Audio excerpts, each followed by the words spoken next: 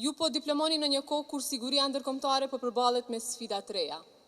Konfliktet, kërcënimet hibride, sulmet kibernetike, dezinformimi dhe përpjekjet për të adopsuar një shtet nga brenda na kujtojnë se paqja ruhet me përgatitje, me vigjilencë dhe aleanca të forta. Për këtë arsye, përgjegjësia juaj është shumë e madhe, duke filluar nga mbrojtja e integritetit territorial, sovranitetit të vendit tonë, Kushtetutës së Republikës së Kosovës, të rendit demokratik të lirisë dhe të sigurisë së çdo qytetari në Republikën e Kosovës. Shërbimi juaj nis me vedijen se Republika nuk është dhuratë. Ajo ngrit mbi përpjekjen shekullore për liri, mbi sakrificën e popullit tonë dhe mbi luftën çlirimtare të ushtrisë çlirimtare të Kosovës. Heroizmi i komandantit legjendar Adem Jashari dhe sakrifica e familjes Jashari mbeten përjetësisht simboli guximit i lirisë dhe i vendosmërisë së popullit tonë për të jetuar i lirë. Nga sot nuk jeni vetëm oficer të rinj, por edhe udhëheqës të së ardhmes të ushtrisë sonë. Gjatë këtyre 4 viteve keni fituar dije, disiplinë dhe keni ndërtuar karakter ushtrak. Gjatë kësaj periudhe jeni mishëruar me vlerat ushtarake, vlera këto të cilat do t'ju shoqërojnë në çdo detyrë që do ta realizoni në shërbim të Republikës. Të dashur oficer, nga sot mbi supet tuaja vendoset një përgjegjësi e madhe.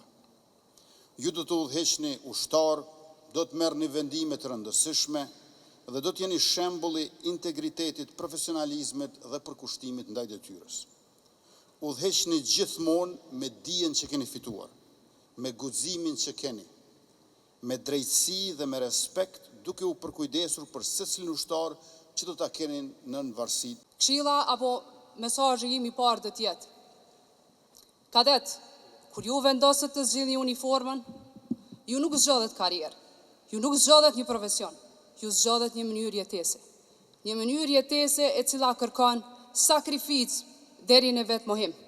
Ju zgjodhet që të vëni interesat të tjerëve, nevojat e institucionit dhe të shtetit para nevojave dhe interesave tuaja personale. Prandaj, mos harroni, detyra, nderi, atdheu duhet të jenë udhërefyesit tuaj para çdo vendimi që do të merrni si drejtues të ushtrisë. Mesazhi im i dytë për juve: gjatë karrierës tuaj ju do të keni ditë vështira, do të keni momente të vështira, do të keni edhe ditë të këqija. E fatmirësisht thomon, ato nuk do të jenë të pakta. Ju do të thoni pse fatmirësisht, sepse janë momente të vështira, sfiduese, ato që neve na rrisin si personalitete dhe na formsojnë si ushtarak.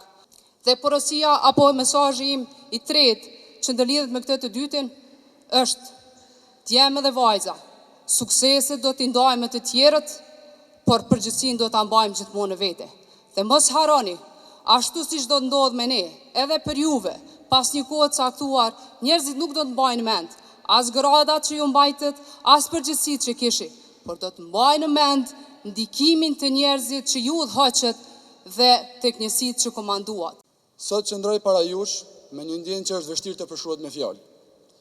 4 vite më parë erdhëm këtu me ëndra të mëdha, por edhe me shumë paqartësi. Nuk e dinim se çfarë na preste. E dinim vetëm një gjë, se kishim zgjedhur të shërbenim vendit tonë. Këto 4 vite na mësuan se uniforma nuk është thjesht një veshje. Ajo është përgjegjësi. Është disiplinë kur askush nuk të sheh. Është karakter kur jeni në presion.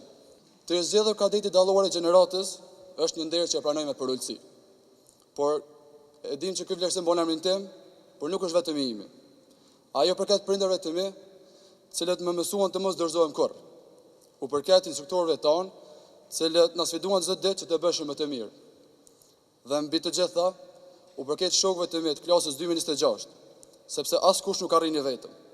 Në ditët më të vështira, ishim forca njëri tjetrit që na shtynin testin para.